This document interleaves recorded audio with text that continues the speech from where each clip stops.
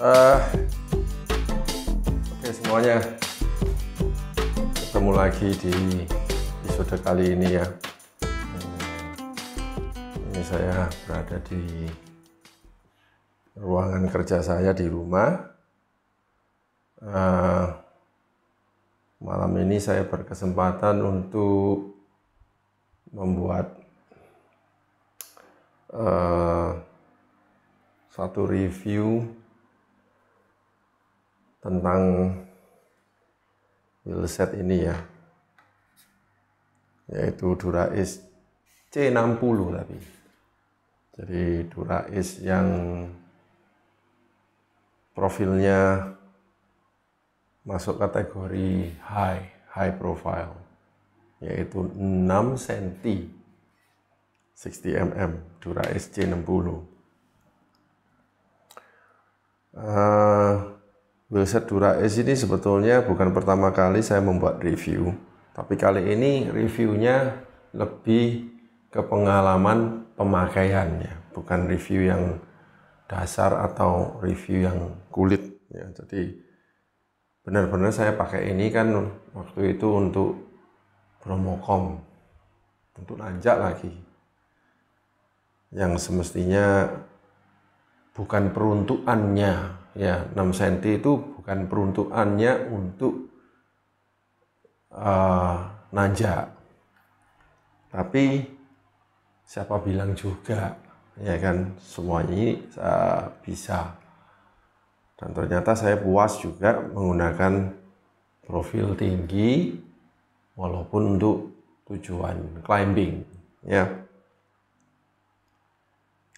Sebelumnya sedikit info aja bahwa sekarang ini di World Tour Team ya, walaupun untuk rute-rute atau segmen-segmen nanjak semuanya sudah memakai 5 cm. Jadi wheelset yang low profile itu sudah sepertinya ditinggalkan ya, baik untuk sprinter walaupun untuk climber pun sekarang sudah 5 cm ke atas, minimum 45 cm ya. Kemarin Simon Yates yang memenangkan Giro di Italia aja profilnya ya juga bukan profil mid atau low, tapi profilnya masuk ke kategori mid high ya. Bahkan yang Isaac Del Toro dan Richard Carapaz itu semua termasuk high profile semua. Saya ingat dulu Richard Carapaz waktu meraih gold medal dan Giro di Italia juga, itu dia memakai Pinarello, terus wheelsetnya lightweight Milenstein Evo 50 mm loh, 50 mm ya. Nah, kenapa akhirnya high profile ini disikat semua juga untuk climbing ya? Kok bisa ya? Padahal di era Chris Froome, dia juara climbing itu memakai Dura-Ace C24, paling tinggi C35, jarang sekali pakai C50 ya. Bradley Wiggins, eranya Bradley Wiggins itu C24 ya, low profile semua ya. Tapi seiring dengan zaman, teknologi, karbon, bearings ya, semuanya menyatu, dibuatlah semakin efisien. Bukan hanya efisien, tapi efektif, sangat efektif sekali, sehingga daya dorongan itu tidak terbuang sia-sia ya. Saya pernah membuat video juga tentang high profile dan panjang spoke ya, sehingga spoke-nya itu menjadi stiff. Semakin pendek kan stiff. Kalau dia low profile kan spoke-nya agak lebih panjang ya, selisih 2 cm. gitu ya. Kalau misalnya dia itu 25 mm, maka akan ada sekitar 3,5 cm sampai 4 cm panjangnya spooknya itu. Dan spooknya itu karena panjang, dia akan memberi kelenturan. Ya, tapi akibatnya kalau lentur ya Anda nyaman sih nyaman. Tapi di lain pihak daya dorongnya itu terserap, hilang. Ya, terserap ke beleotnya itu loh.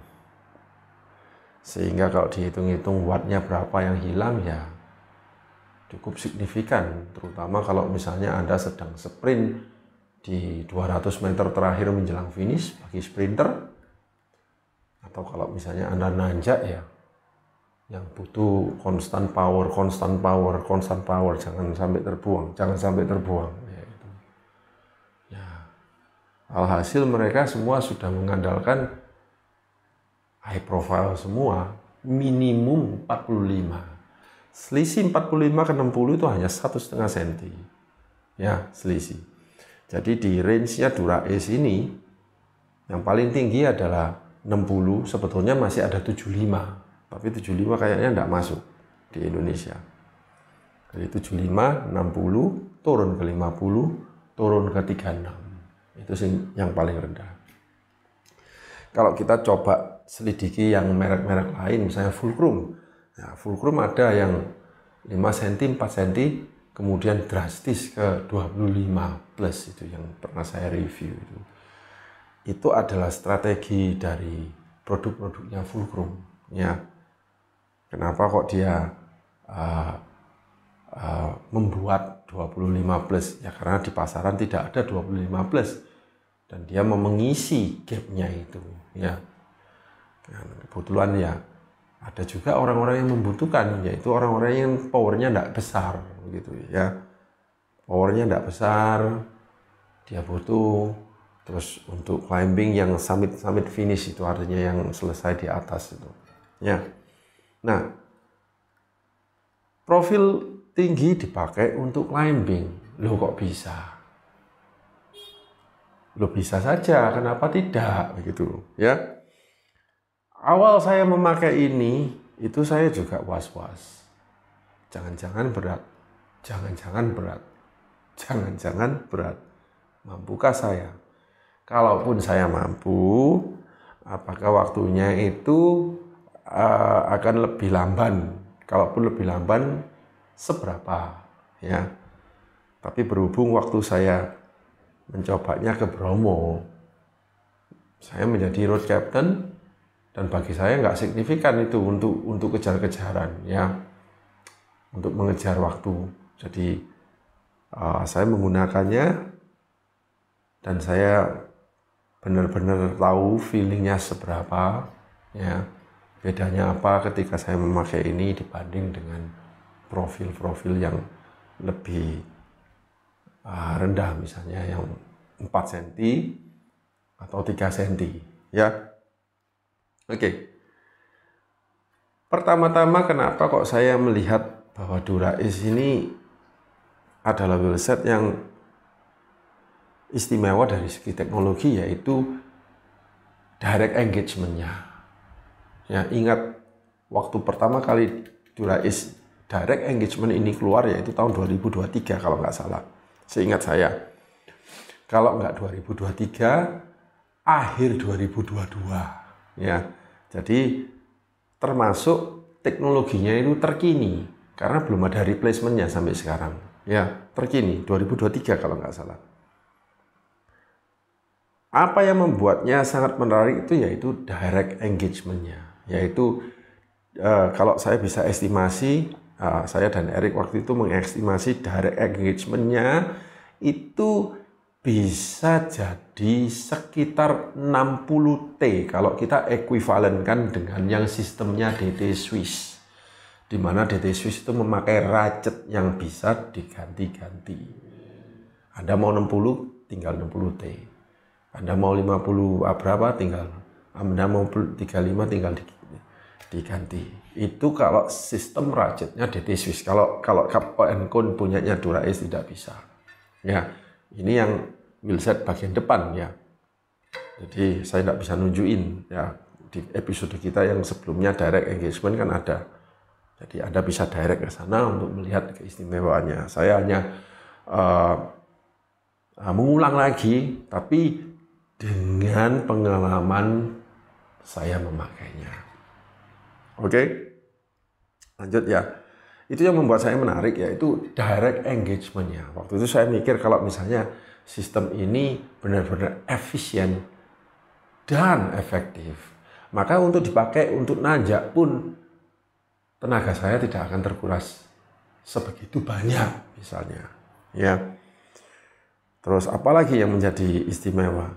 Ya tentunya karbonnya. Karbonnya itu yang istilahnya grade-nya yang paling tinggi di antara seri Shimano, Ultegra atau 105. Ini yang pasti tinggi. Harganya pun selisihnya ya nggak main-main. Selisih 10 juta dibanding yang Ultegra. Ya, itu. Jadi istimewanya di mana? Istimewanya pasti di sini spoke, dan di sini hub. Ini yang istimewa. Ya, istimewa, sangat istimewa. Jadi dengan 3 faktor itu aja bisa membuat wheelset ini jauh lebih efisien, jauh lebih efektif. Ya, saya teringat, saya pernah memakai Milenstein waktu itu untuk nanjak pada 5 cm. Beratnya Milenstein itu di bawah 1,3 kilo. Untuk wheelset high profile itu sangat ringan sekali. Makanya Milenstein kan harganya mahal sekali, hampir 100 juta. Ya. Nah, ini juga sudah menjurus ke ranah ringan, ya. Walaupun tidak seringan Milenstein, ya. Tapi ini cukup ringan jika dibanding dengan teknologi lama yang kira-kira kalau 6 cm menyentuh 1,8 ke 2 kg. Kayaknya ini masih di bawah. Ya, bisa-bisa ini 1,6, 1,7. Ya, durasi saya tidak ingat. Tapi apapun juga, stiffness dari spoke-nya, karbonnya, dan direct engagement-nya ini yang membuat saya yakin kalaupun saya pakai ini untuk nanjak pasti sukses. Ya. Terus ditambah dengan sebelum Bromocom itu memang saya latihan MTB yang jauh lebih berat. Ya, sehingga saya berlatih power. Ya, jadi dengan cadence kira-kira 80 ke bawah. Bukan 80 ke atas, tapi 80 ke bawah. Jadi saya menggunakan yang dinamakan fast twitch muscle. Jadi muscle dari otot-otot besar itu. Ya, otot-otot besar. Nah, otomatis sebelum hari H, ya Anda harus berlatih untuk itu. Ya. Katanya Iron Man Pak Willem aja, jangankan berlatih untuk kita bertanding. Makanan asupan aja Anda harus latih. Supaya apa? Supaya bisa tahu untuk rute sekian Anda butuhnya berapa kalori. Dilatih. Jadi misalnya kalau saya membutuhkan nge-push untuk sekian di rute ini, saya butuh berapa sachet gel. Nah, itu di episode yang tentang gel itu kan saya sama Eri kan sudah pernah membahas tentang bagaimana seorang Iron Man untuk mencapai rekor dia butuh sampai 24 sachet. Ya, sebegitu banyak. Ditaruh di mana? Ya, entah di pocket, di mana-mana. Peter Sagan pun waktu memakai gel sebegitu, setiap 5 menit slot, 5 menit slot. Itu dilatih. Begitu pula menggunakan wheelset ini, saya perlu melatih, saya perlu tahu karakter wheelset ini.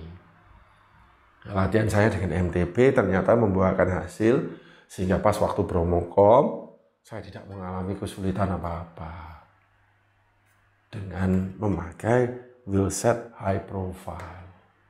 Dan saya merasa nyaman-nyaman aja, dan saya merasa juga waktunya ya juga oke-oke.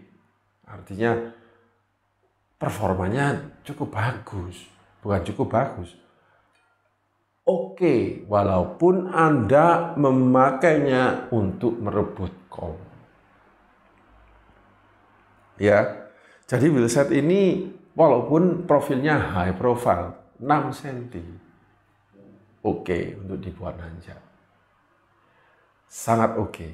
Ya, ingat waktu itu pada zaman pandemi, cewek-cewek aja belinya 6 cm. Karena mereka selalu lihat di Instagram, kok kayak Instagramable, membuat sepedanya itu ganteng, seksi dan sebagainya, maco, seksi karena high profile, keren gitu.